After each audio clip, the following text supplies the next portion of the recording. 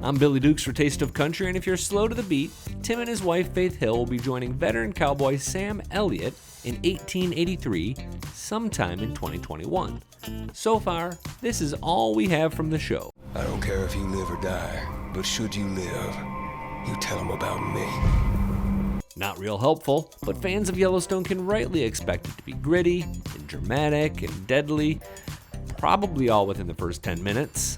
Thumbs up this video if you're here for this kind of action. Quick plot synopsis before we get to all the ways that Tim has shown us he's been preparing for this role for years. The year is 1883, and OG Duttons, James and Margaret, are presumably a part of Shea Brennan, aka Sam Elliott's, group trying to get from Texas to Montana. Spoiler alert, they make it, or at least their kids do or something, because Yellowstone is set in Montana, where modern-day patriarch John, played by Kevin Costner, is in charge. By our math, this makes Faith Hill Kevin Costner's great-grandma or great-great-grandmama. The only other clue that we have is that Brennan does not suffer fools. By the way, I have a fact about Elliott and McGraw and something they have in common that's just gonna dang blow your mind. That's coming in just 1 minute, and it might not be coincidence if you know what I'm saying. You likely don't, because you can't see me winking. The reason Tim McGraw is perfect for this role relates to the many ways he's been preparing for it right in front of our eyes. This works on two levels. Let's start with the more recent literal interpretation. Literally, on Instagram, we've seen Tim getting into acting mode. Take a look at Tim on a normal music day, and then compare that with him from roles in movies like Friday Night Lights, The Shack, and Country Strong. Often, a bearded Tim means a Tim in a movie role, so lo and behold, since July 1st, we've seen photos and videos of Tim on Instagram like this, and this, and this, before he finally just owned up to it. A lot of you asked about my beard, so now you know why. But Billy, you say. He had a beard at the ACM Awards in September, and that was before he started this role. Was it? Recent reports show that filming for the show will begin in Fort Worth this summer, but it's supposed to debut in 2021. Pretty quick turnaround, isn't it? Unless portions or early episodes were filmed earlier, like in, say, Salt Lake City? Yeah, that's a theory I'll explore in my private time, but bottom line is, next time Tim grows man fur, be very, very suspicious. Take a sip of water here, because I'm going to ask a lot of you for this next part as I explain why Tim is the right fit for this role. Deep breath, hold it, tap subscribe and ring that notifications bell, and exhale.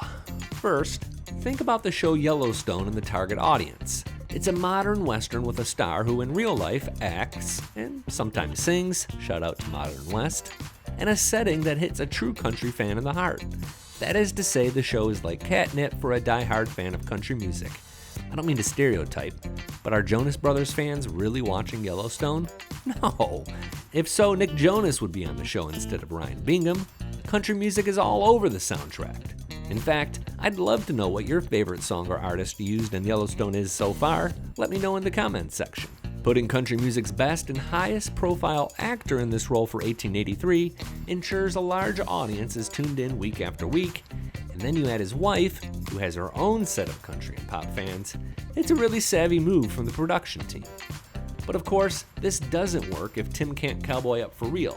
You could go back 21 years if you wanted to for evidence that Tim likes to horse around. Or go back further, as Tim says he grew up riding horses in Louisiana. I'll only go back 15 years to a movie called Flicka, where Tim played a father trying to keep his daughter off the horse ranch. There's a lot of horse riding and general outdoorsing happening in this movie, and Tim looks to have learned how to do this. Now, you could be thinking that's a stunt double, dummy. Is it though? This is from Faith's Instagram, circa June 2020. Woo! Yes! Woo! I'm not going to say that Tim's spearfishing hobby helped him prepare for this role because there are no oceans in Montana, but I think it shows a certain ruggedness that you'd expect from a Dutton, don't you think? Although that kind of bod is bound to leave him a little bit cold for the wintertime, but his life, his problems. Finally, let's look at where Tim was living until pretty recently. The couple owned this southern manor in Franklin, Tennessee until 2021 when it sold for $15 million. Would you believe me if I told you that it dates back to 1865? Yeah, the house is older than his character on 1883, and it's also really big at 620 acres. So Tim knows a thing or two about taking care of a ranch, but whether or not he gets that chance remains to be seen. I guess you could say that Tim isn't mean enough to be a Dutton, to which I say go back and watch Friday Night Lights, specifically when his son fumbles. You hold on to it today? How about yesterday? Did you hold on to the football yesterday? Have you seen him hold on to the football? How about tomorrow? You gonna hold on to it tomorrow? How about now? I promised you a crazy coincidence between Tim and Sam Elliott, and I haven't forgotten about it. But first, why Faith Hill makes so much sense for this role too. You have to start by trusting creator Taylor Sheridan and his confidence with her acting. Thus far, her resume is thin, and that one role in The Stepford Wives didn't really ask much of her. But he's not going to put a whole series at risk just to plump up PR with a weak casting. And having country's most famous living married couple on screen together, fighting, kissing, maybe killing a few folks. Who knows? Can you imagine the response the first time they get extra cozy in the back of that wagon? I'm not saying it's the only reason I'll watch, but it's definitely a reason. As for her toughness, well, how about this? If you dig this video, there's a whole lot more coming. In fact, we'll break down every episode of 1883 as they come in 2021. So subscribe so you're up to speed with that. No one else will do the kind of research that reveals nuggets like this. Tim McGraw is married to Faith Hill, whose best known movie role is from The Stepford Wives in 2004.